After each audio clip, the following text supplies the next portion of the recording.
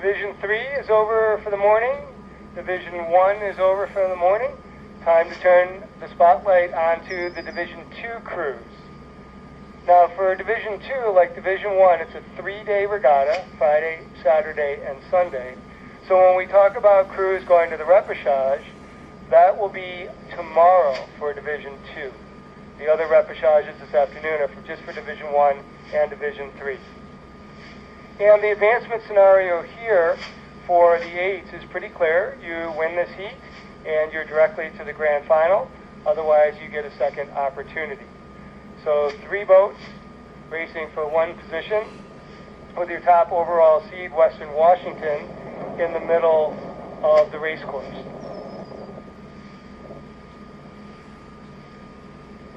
Makes it a little bit easier, I suppose, if you're a coxswain, and for the rowers, strategy goes, you just know exactly what you need to do.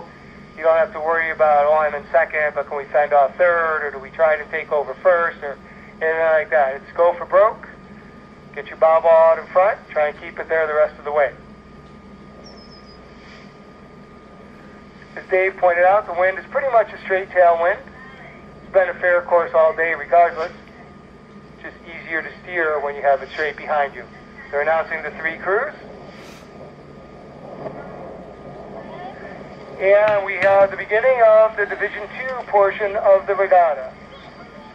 All 3 boats going through their high strokes, trying to establish an early lead if they can. Pretty clean strokes, a little bit of whitewater being thrown up on occasion, but nothing that's going to cause any problems.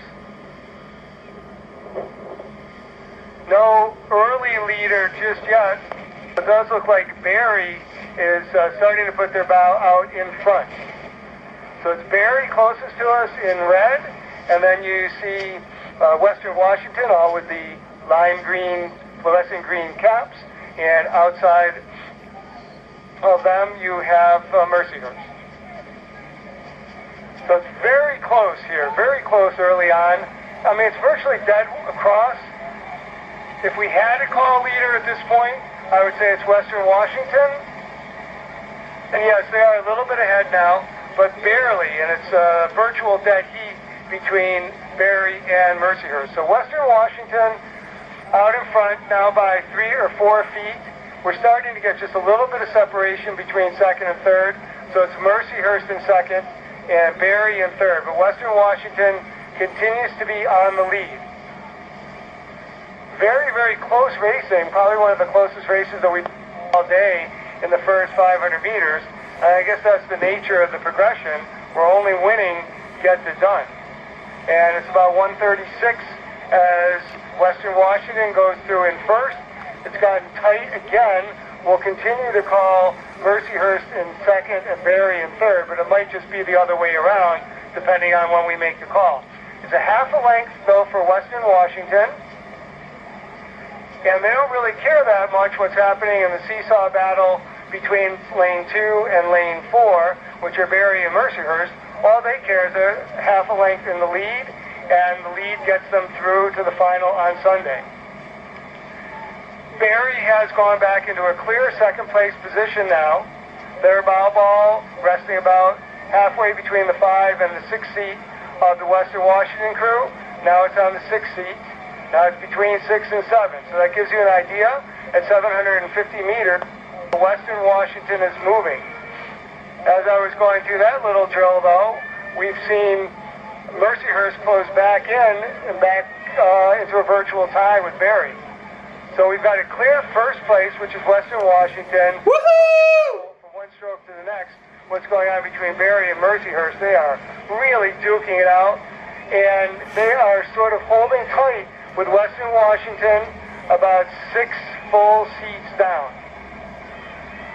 Barry now back in second by a couple of seats over Mercyhurst, starting to close in on Western Washington. Now only maybe a 5-seat lead. We'll turn it over to Dave for the final 1,000 and see if Western Washington can hang on or if Barry or Mercyhurst can pull up. It continues to be Western Washington over Barry and Mercyhurst. Mercyhurst has closed the gap again and are level with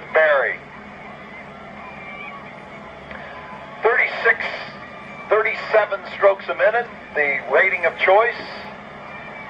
Western Washington looking very sharp, both with their technical skill in handling choppy water and also with their lime green racing hats. A sharp-looking crew. They are in the middle. As you look across there in the dark-colored boat, the two white-colored boats, the nearer crew is Barry, Mercyhurst on the far side. It appears that Mercyhurst has taken a seat over Barry, so that continues to go back and forth for second place. And Mercyhurst beginning to perhaps consolidate an advantage over Barry.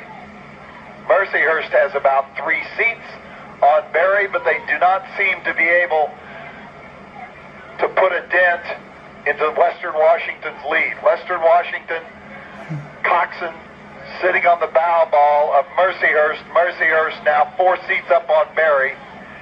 Barry perhaps fading a little bit off of the pace. 1 to qualify in Division 3.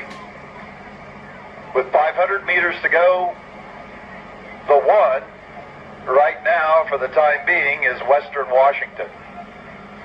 Mercyhurst sitting in second. Barry 6 seats back in third.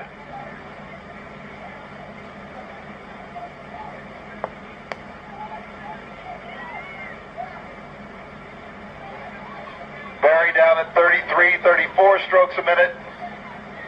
Mercyhurst mounting a sprint at 38, trying to get on terms with Western Washington. And they have taken perhaps a seat back, but they'll have to do more than that with just about 300 meters to go. Western Washington appears to be in control. We'll send the race to the tower for the call.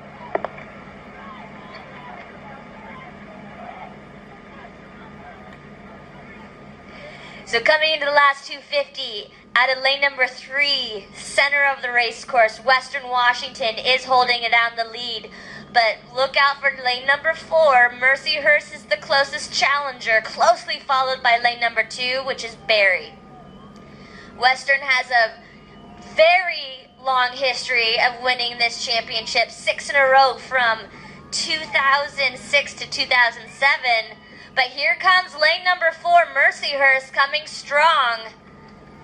Current leaders are Western Washington, lane 3, Mercyhurst, lane 4, and then Barry University from lane number 2.